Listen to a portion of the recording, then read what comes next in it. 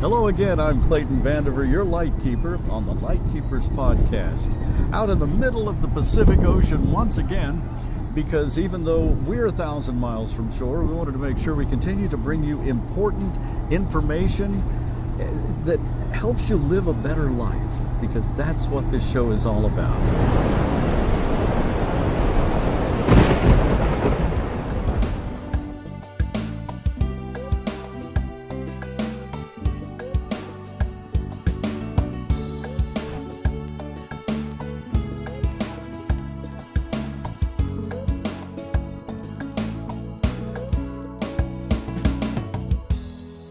And with me, of course, today, Charlene Vandiver, our licensed clinical social worker that's windblown.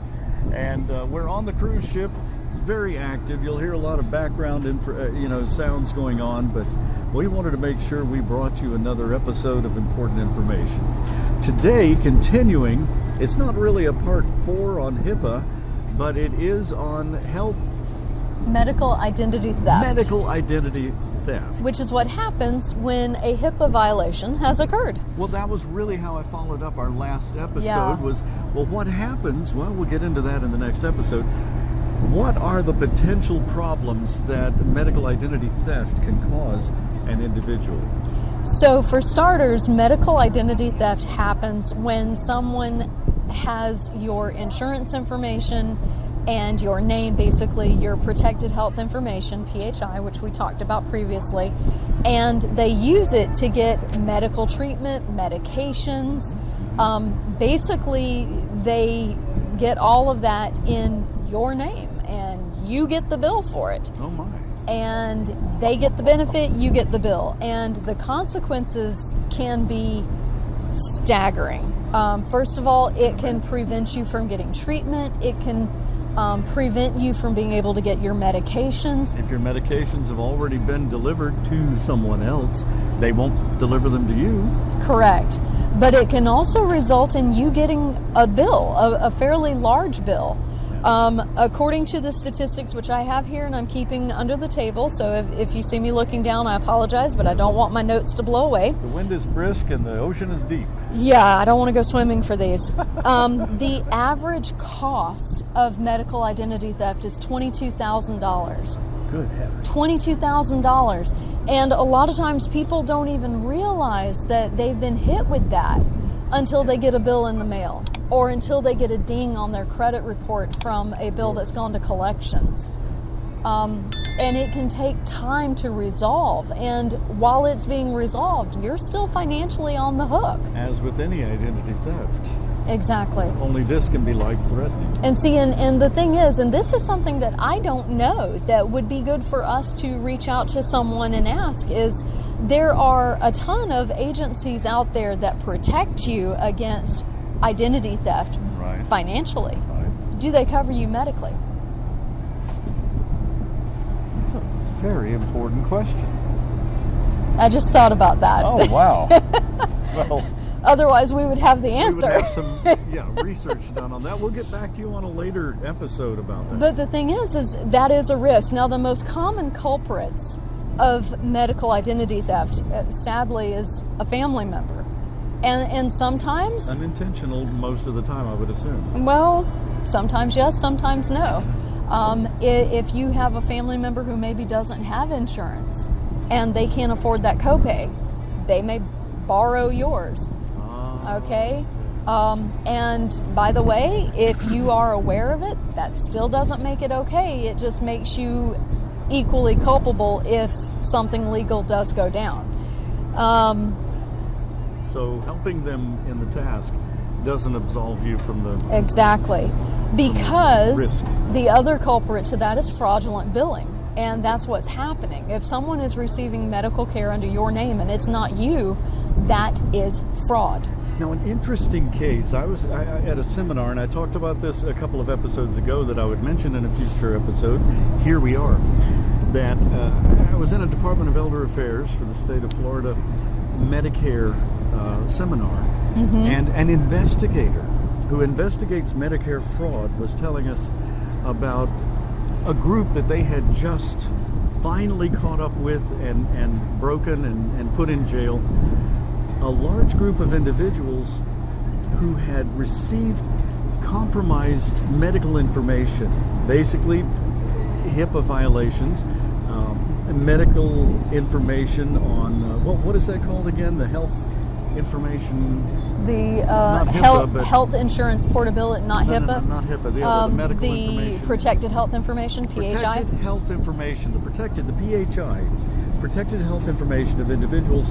They had massive databases that had been compromised of names and birth dates and individuals, enough so that they could file fraudulent Medicare claims in the state of Florida, in South Florida, which is a huge concentration of retirees, which is why it's so easy to hide and cover. So they do business in South Florida, where it's easy to blend in and do their illegal activities. They have massive databases of people who live there, and they use that then to file Medicare claims. Things that are recurrent, like dialysis, that someone would be going to on a very regular basis. And those billings can be very substantial. Yeah. And they begin billing for these things, and sometimes these people are not even on dialysis. Yeah. But it's reasonable and plausible that they might be, and the billing is coming from what appears to be a medical firm that is allowed to bill for Medicare.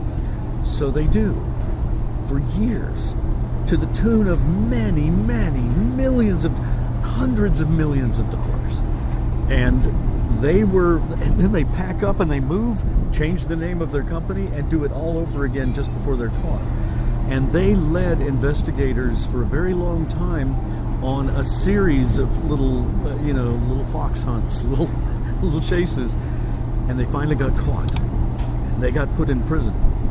And the medical investigators out of Medicare were so pleased that they had finally put that one to bed and protected the rights of so many people. But that's an example of what can happen.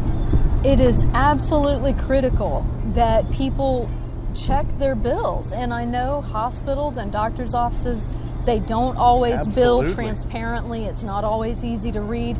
But I'll give you a great example. When I had kids, I had my first child, I had all three of my children without an epidural, without anesthesia. Which most women might have. Which most women would have received. When I got the hospital bill post-delivery, there was a bill on there for the epidural that I never got. Because it was such a common procedure. They just went ahead and tacked it right on. They tack it right on, and insurance companies don't question it, so it gets Correct. put through. And that's an example of really what I was just explaining. Fraudulent billing. A Medicare fraud criminal operation was doing to Medicare. But this is an example of what just a normal, everyday hospital accidental is doing. Billing. Accidentally. Yeah. Not intending to, but it's just so commonplace, they put it through. They also, with our second child... No, wouldn't go there. Another procedure that's common for many children, and it's so commonplace. We elected not to do that.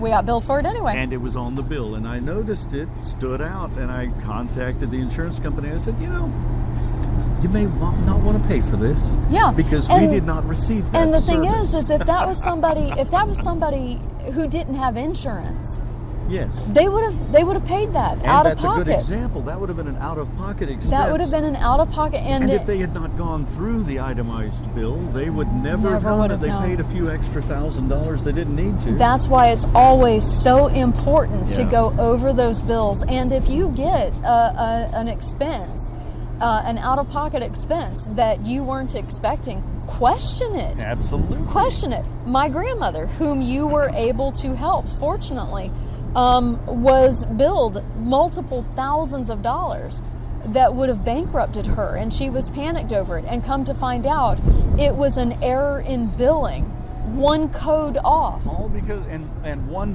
sheet on a Medicaid form, one sheet hadn't been signed, All the other forms had been. One sheet had not been signed, and for that, Medicaid kept kicking it back, and she didn't know why. Nobody knew why. We found someone at an area agency on aging that identified that problem, said, all we need to do is sign this one sheet, and this will go through, it'll fly right through. And it did. And it lifted such a weight off of her shoulders. That was truly life-changing for her, because she was so stressed over that. It's all in the details. It's all in the details, and that's why it is absolutely so critical. I cannot stress it enough.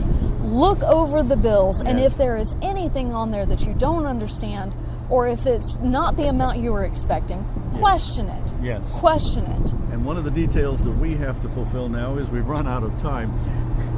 Again, all of these conversations that we have are to put the ideas in your mind of questions that you might want to ask, thoughts that you might want to research. Definitely do not take any information from the Lightkeepers podcast and apply it directly to your unique individual life. Take these thoughts and ideas to your medical professionals or other professionals in their fields and let them apply these thoughts to your unique needs in your particular situation. Provide the specific guidance that you need. Right, absolutely. So once again, we appreciate you being with us today on the Lightkeepers podcast. Click that like and subscribe and that little bell that reminds you when we put up another episode. And we'll be back again with more information about the times that HIPAA fails and what can happen in your life that we don't want to have happen, because this show is all about living the very best life possible with the best information we can possibly get to you. From the middle of the Pacific Ocean, I'm Clayton Vandiver, your Lightkeeper. We'll see you next time.